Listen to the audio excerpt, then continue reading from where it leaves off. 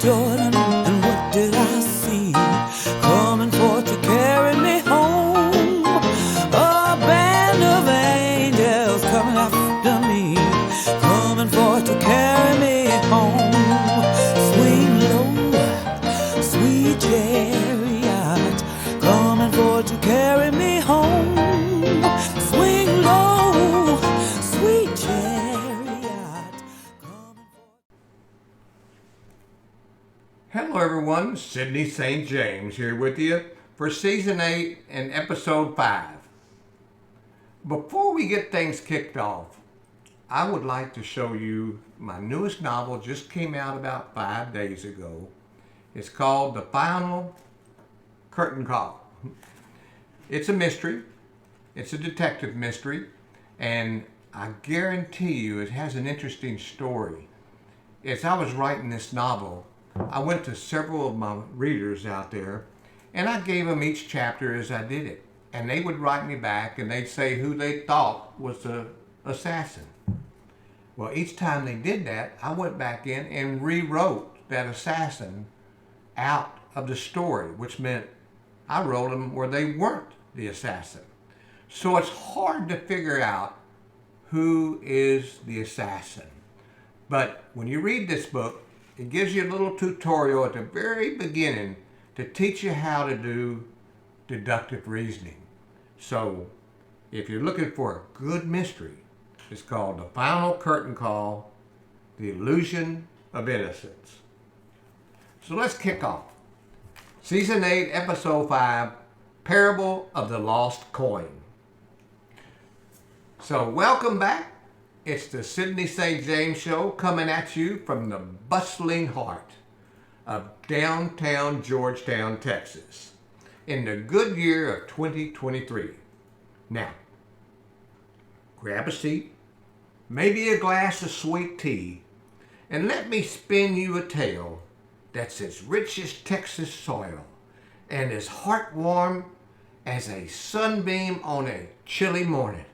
Today, we're talking about a parable from none other than Jesus himself. But with a little twist, it's set right here in our own neck of the woods. So let's mosey on into the story of the lost coin, Texas style. Picture this. It's a hot Texas afternoon. The kind that makes the pavement sizzle like bacon on a skillet. Jesus is walking down the streets of Georgetown amid this hustle and bustle of folks going about their day.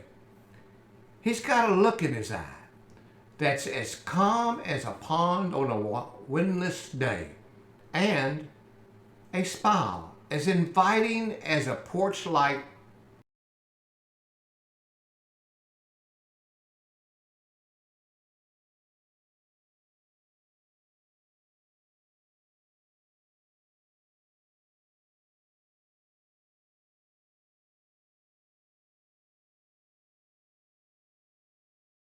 Jesus, seeing a teaching moment as clear as day, decides to share a story. Let me tell y'all about a woman named Ellie. He begins, his voice drawing folks in like a campfire on a starry night. Ellie's a jewelry maker, and she's known around these parts for her sparkling collections. But one day, she loses something mighty precious, a coin as shiny and valuable as a full moon on a clear night. The crowd leans in, hanging on to his every word. Now, this ain't just any old coin, Jesus continues. It's part of a set, as special to Ellie as a family heirloom. So what does Ellie do? She lights a lamp, as bright as the North Star, and sweeps her house from top to bottom, searching high and low, more determined than a hound dog, you might say, on a scent. The folks are picturing it now, and Ellie down on her hands and knees, sweeping under her antique furniture, peering back dusty shelves, turning her cozy little home upside down.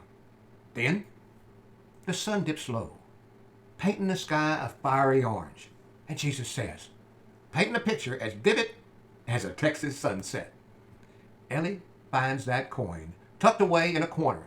Shy as a fawn, she's over the moon, happier than a cowboy at a hoedown. The crowd's chuckling now, imagining Ellie's joy, picturing her dancing around her.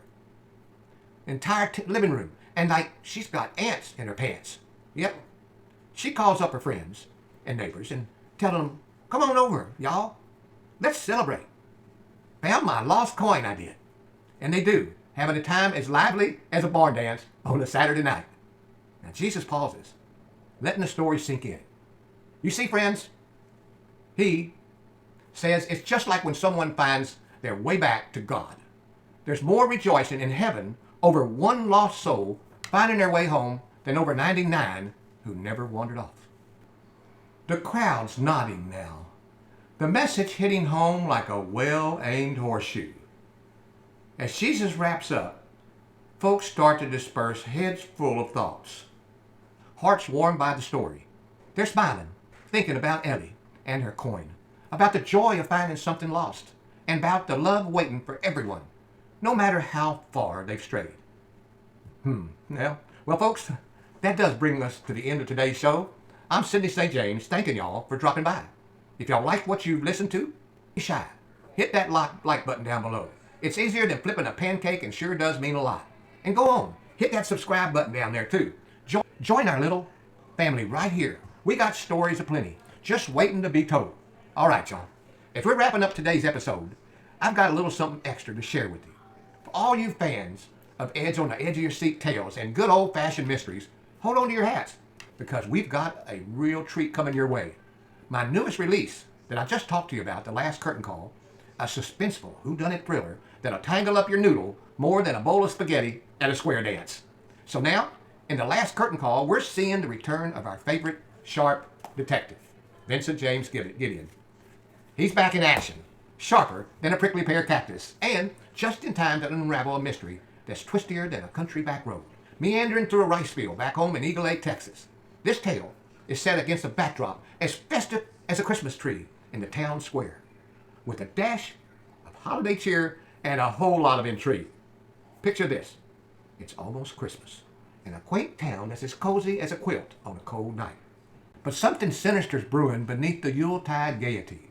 When a curtain call turns into a call for help, it's up to Vincent James Gideon to step in and crack the case before the holiday lights dim.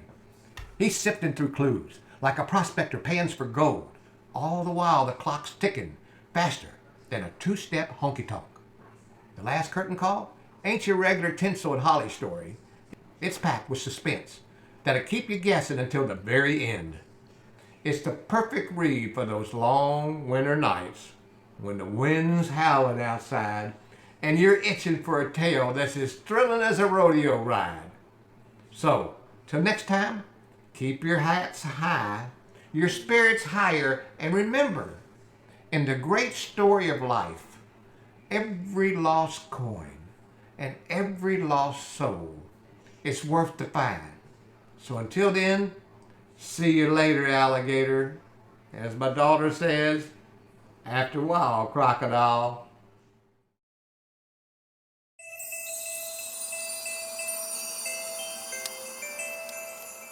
Ho, ho, ho! Merry